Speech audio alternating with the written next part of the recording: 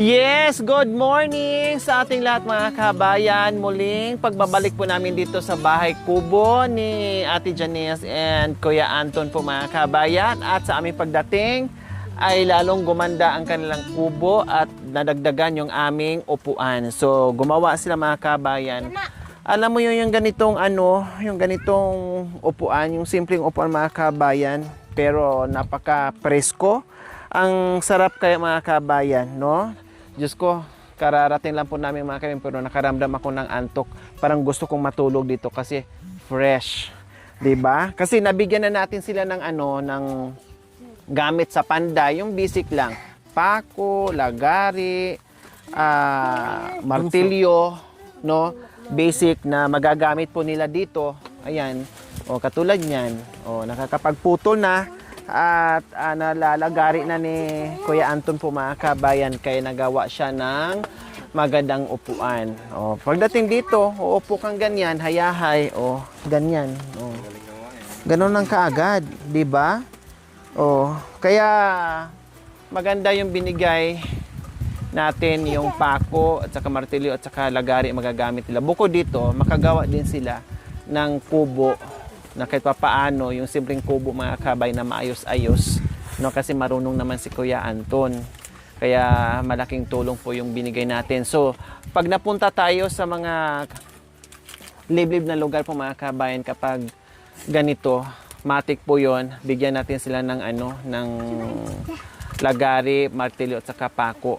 Mula sa 1 hanggang 5 para meron silang gagamitin. Pwede na silang bumuo, matibay, na hindi tulad nito mga kabayan na tali-tali lang. Siyempre, sa bago, matibay siya, yes. At kung walang darating na bagyo, siyempre, iba ang kapit pa rin kapag napako mga kabayan, siyempre matibay yon. Hindi na katulad dito na yung nabuo namin to o nabuo ni Kuya Anton to na lang talaga, diskarte lang talaga. Yung survival talaga na sa dito sa kabundukan mga kabayan na walang pako, walang martilyo, yung itak lang ang gamit niya pero nabuo niya, imagine na. Pero tayo, kahit gagawa lang tayo ng kulungan ng manok, kailangan natin ng martilyo, gagamit tayo ng lagari, gagamit tayo ng pako. Si Kuya Anton nabuo niyan lang, tali lang, straw lang, 'di ba? So talagang napaka diskarte ni Kuya Anton, pati yung nandiyan sa itaas mga kabayan. Pero nung nabigyan natin, nagawa ka agad. Sabi ko nga, huwag ka na magdagdag ng mga ganyang upo-upuan or magdagdag na kasi okay na yun, malaki na yan. Lagyan mo lang ng bulong ng saging, ay ayos na. No, walang problema, pero pagbalik namin, meron palang upuan na ginawa mga kabayan. Very good, maganda. At least, kung marami dito, ay meron ng pagkakainan, upuan, tulugan, pahingahan. Ganyan. Kamusta Kuya Anton? Ha? Ha? Mayap po. Ha? Mayap. Mayat. Si Janice Tagalog, ikaw Kapangpangan eh. Pumayat ka? Sabi mo pumayat. Mayat. Akala ko pumayat po. Mayat, mabuti daw po mga kabayan. Alin ang pumayat? Mayap. Anong pumayat? Alin? Mayap po. Mayat? Mayap po. Ha? Mayap. Mayap. Mayap. Mabuti. Mabuti po. Makan yan, mayat or mabuti po. Ikaw naman Ate Janice, kumusta? Mabuti na malungkot? Ano ba yan? May mabuti tapos may malungkot. Bakit hindi ka natabihan ni ni Kuya? Kaya po naglalaba. Si Janice kasi mga kabayan, no? Minsan nakikita ko tumutulong-tulong siya. Kailang minsan sabi ko, Janice, umiiyak mo yung anak mo. Kasi ilang taon yan Janice anak mo? Mag-iisang taon na. So ngayon, iyakin yung bata, hindi mailapag-lapag, hindi maano-ano, no? At iyakin yung bata. Kaya hindi siya nakakatulong dito kung anong ginagawa namin. Buti lang ito si Kuya Anton, mabilis din. Siguro pag lumaki-laki na yung anak niya, makatulong-tulong na din, no? Ganyan sila dito mga kabayan. Hindi ba siya nasasanay dyan sa sa duyan? Hindi. Ayaw niya ng duyan? Tawag sa amin po, pag nagduyan na siya po, may tumatay ng sawang po. Ah, Tumatay ng sawang po. ano yung Mami De? Paki-explain mo. Magdudumi ng green yung bata. Pag dinuduyan, mayroon silang, kasi sa ating mga kabayan, sa mga unat, sanay ako sa duyan. Kaya nung malaki na ako nagduduyan, nagdididi, no? Hindi ako nakakatulog noon kapag hindi nagduduyan kasi matagal akong natanggalan ng matagal akong natanggalan ng bibiron, no? Kasi hindi ako nakadidi ng nanay. Dalawa kami hindi nagdididi ng lumaki kami sa gatas, no? So malaki din ako ay sige pa rin gatas. Buti nga hindi nasira yung ngipin ko. So ngayon, dito naman, kultural na mga kabayan, siyempre meron silang kultura, respetuhin din natin. May kultura sila, no? At kapag dinuduyan yung sanggol, nagtatai daw ng kulay green. Tama ba ako, Mami De? So anong buwan o ilang taon siya pwedeng iduyan? Pag uminto na ma'am yun, pag uminto po yung dumi ng green, pwedeng iduyan. Pero, ganun lang po. Kasi hindi matulog. Yung kunting uga-uga lang. Sa amin kasi talagang, kung bagay, ito yon. Ganon sa amin. No. Pag hindi matulog, baliktad, ganon. Para mahilo. Tulog ang bata. Sa inyo, Mami Di, ganon-ganon lang. Ganon-ganon, Mami Di, ganon-ganon lang. Konti lang. Kahit umiiyak? Makaya sa kanila mga kabayan. So, pag ganyan na, talagang ganun nga. Ito, ganito kalaki, pwede na. Pero pag ganyan, hindi pa pwede. Ganyan pala. Hindi kami kasi sanay sa duyan po. Oo nga, nakikita ko, Janice. Lagi kayong yung ganyan lang, Anong tawag dyan? Pangbakay? Sakbi. Ha? Sakbi. Sakbi. Bakay na rin yan? Diba? Sakbi, kung tawagin. Pag mayroon silang ginagawa mga kabayan, ngayon, nakasakbi sila. Nandiyan yung anak nila, kung magwawalis, nandiyan din. Kasi si Mami din, nakikita ko yan noon No, nakasakbing ganyan. Minsan nga, nandito yung apo niya. Hala, sige siya. Nandito yung apo niya. Hala, sige. No, pag naglaba din, nagpapasuso. Hala, gano'n lang yung suso niya. Minsan, ilusot dito. Ha? O nga, yung nagwawalis ka, yung apo mo, habang nagwawalis ka, nandito yung apo mo sa likod mo. Tapos sila mga kabayan, kapag yung nakasikbi mga kabayan, sakbi, no, natutulog. Ganyan. Yun nakasanay na bawal nga daw sa kanila na iduyan yung ganyan-ganyan pag bata pa kasi nagtatai daw ng kulay green.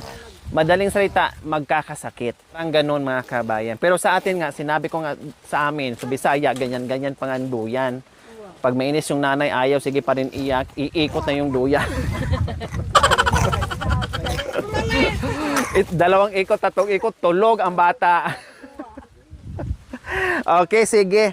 Kuya Anton, Ate Janice, nandito kami kasi ito na yung araw na kailangan magiging masaya lang tayo, ha?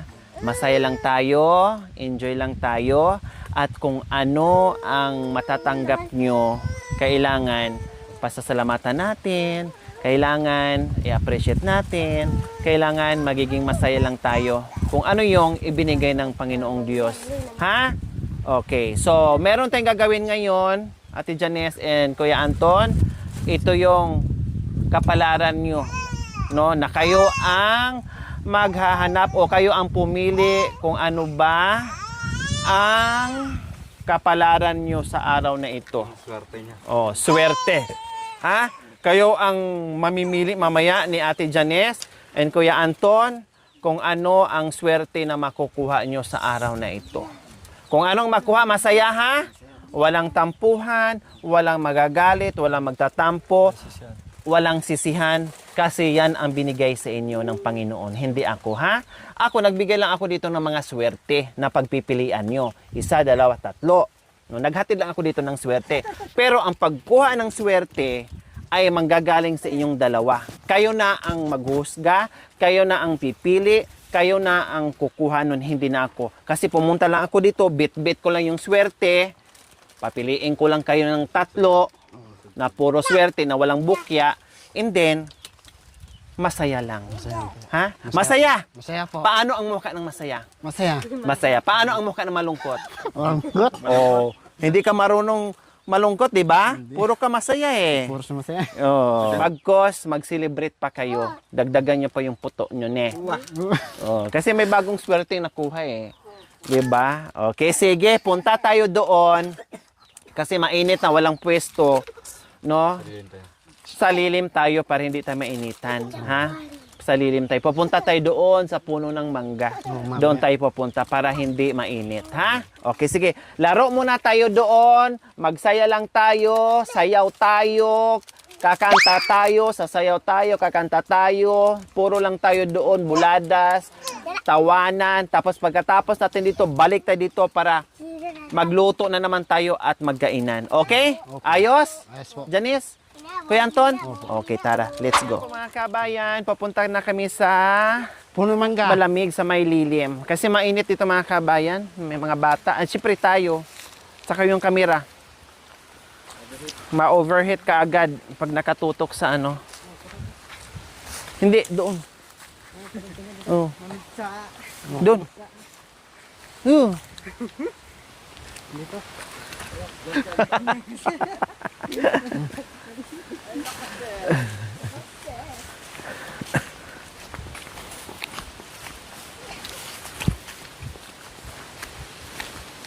So, pupunta kami dito. Last time dito kami mga kabayan, dito ako nakaidlip. Kasi patag kasi dyan. Tapos, malilim. Tapos, ang sarap ng ano, hangin. Doon kasi ano na, mainit na. Okay lang sana kung alas 7 pa. Maga-maga. Pwede, katulad nung ginawa namin kay Tatay Okra. Maagang maaga pa yon.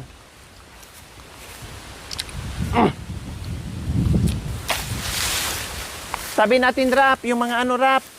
Ninisin natin rap. Ay, Rika pala. Erika. Huwag, tama na to. Tama na yan. Dito mo ilagay.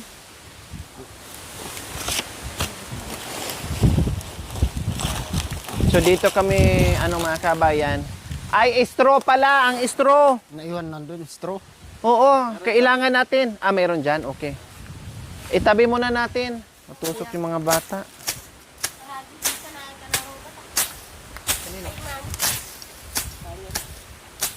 Dito pa. Pati dito, oh. Oo, iwan ko sa kanya kanina.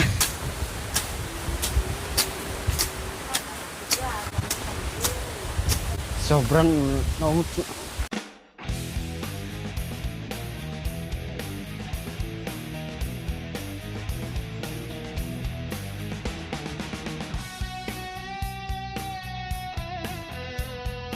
Ayan po mga kabayan, hindi na kami maglalagay ng ano, ng tusok diyan kasi matigas yung lupa, no? Baka mabuwal pa, hindi katulad ng karaan doon na maganda yung lupa.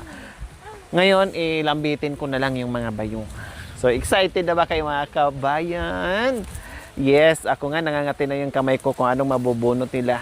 Kaya excited na ako. Okay, sige. Akin na nga yung ano, Mami D. Sabi ni Tate Rome nung nakaraan, tininan niya yan. Maya-maya sabi niya, meow, meow. Sabi niya, pusa daw yung ano. Pusa daw yung... Ito lang, kuya.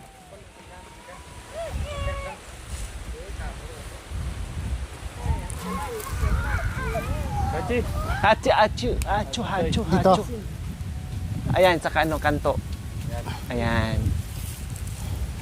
Tali mo.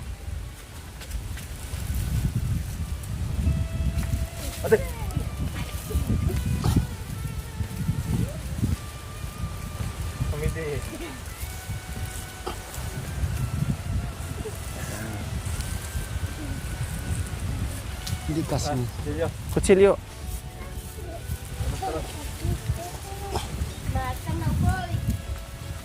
Parang po. Nakita daw ang okay mo. Wala. Nauyang-uyang Nauyang na yan. Hayaan mo na yung ukoy. Okay, Nauyang-uyang na yan.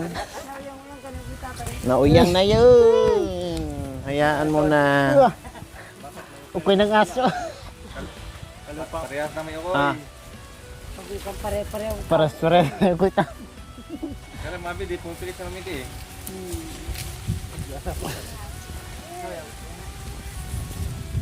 Nauyang-uyang ba man na?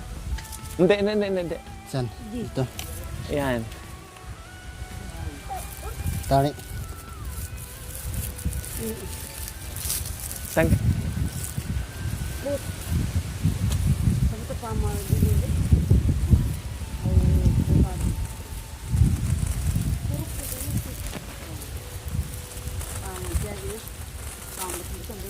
mm. Saluin mo ha. Wala. Wow! Mo, di mo ba? Saluin mo. Hindi na ano abot eh. Huwag ng kahoy. One, two. Hindi, pahirap. Mas maganda yung mas maghirap tayo sa kasasalo. Para ano, 1, 2. Isa pa, isa na lang. Ayusin mo ha. Taasan mo. Ang taas ng mga galamay mo. O, 1, 2. Ay, gamitan na nga lang natin ng kahoy. Baka abutin pa tayo ng hapon. Ah. Yeah. 1, 2. Ano? Ayusin mo ah. Hindi. Ah. 1. Ano mo rin? Dili. Ayan. Ay.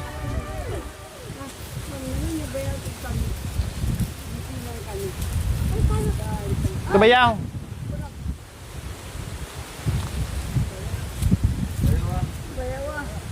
Bayawa, marigam.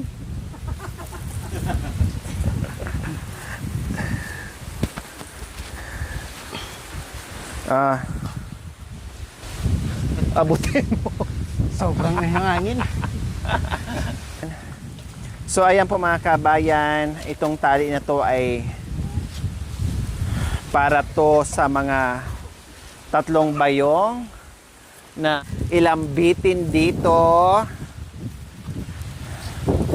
na kanilang pagpipilian. Excited ka na ba, Kuya Anton? Hindi pa daw siya excited mga kabayan. Hindi kasi niya naiintindihan.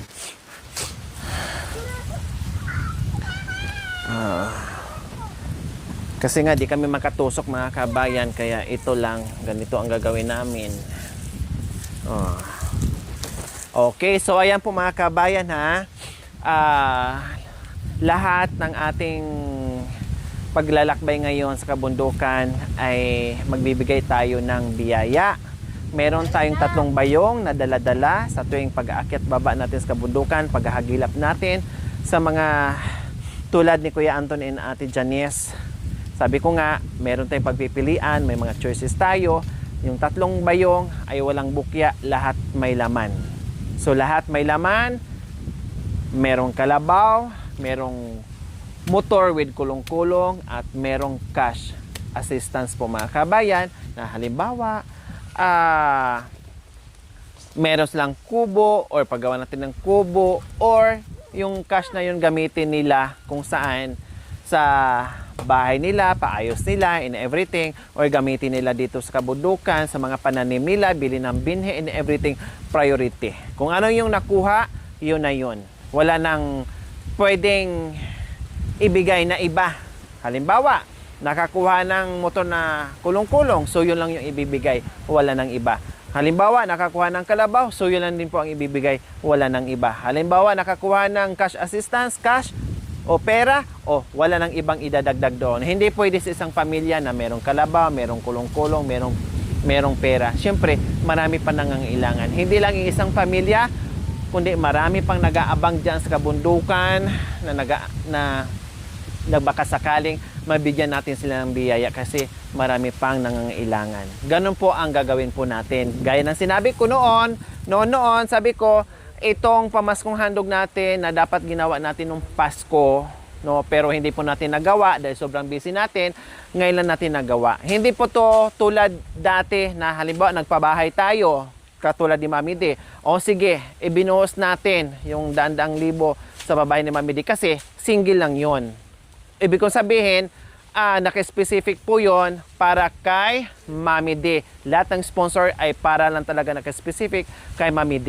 Ito kasi, pang general, pang kalahatan para sa pamaskong handog. Naka-care off kasi itong mga kabayan sa pamaskong handog. So alam nyo naman, yung ginagawa natin sa pamaskong handog, dati, umiikot tayo, bayan-bayan, bigay tayo ng grocery, no? Then, sumunod, nung nagpakain tayo and everything, din pauwi tayo ng mga grocery, pakain tayo ng bungga pa, bigay tayo ng mga damit and everything, lahat na. So ngayon naman, iba naman ang gagawin natin, no?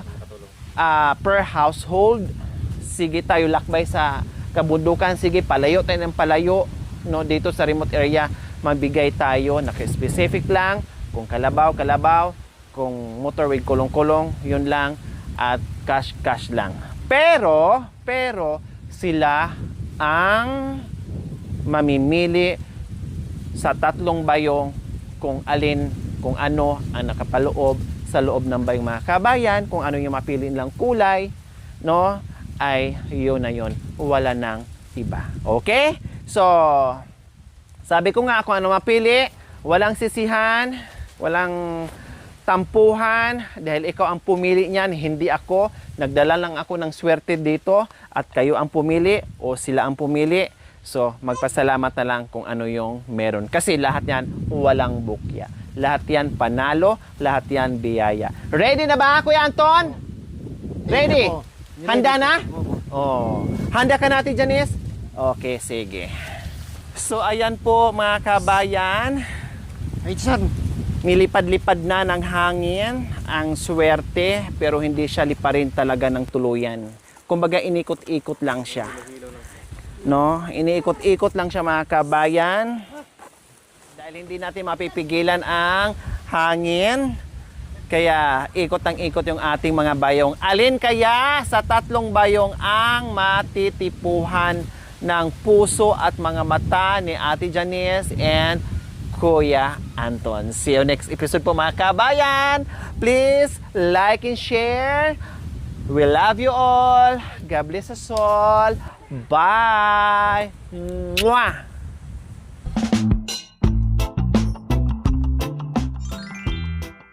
Thank you for watching. Don't forget to like, share, and subscribe.